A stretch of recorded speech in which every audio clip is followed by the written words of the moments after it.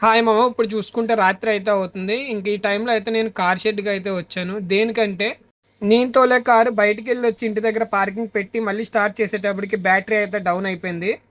ఇంకా పొద్దు పొద్దున్నే మా మేడంని డ్యూటీకి దింపాలి కాబట్టి ఇంకా అర్జెంట్‌గా అయితే కార్ షెడ్‌కి అయితే వచ్చేసాను.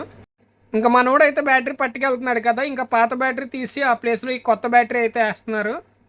ఇంకా కువైట్‌లో మనం తోలే కారుకి ఎటువంటి ప్రాబ్లమ్ వచ్చినా సరే మన కువైట్ వాళ్ళకి చెప్తే వాళ్ళైతే షెడ్‌కి అయితే వెళ్ళమంటారు. ఇంకా మన కార్ రిపేర్ పని అయ్యే వరకు మనమే కార్‌ని దగ్గరుండి చూసుకోవాలి.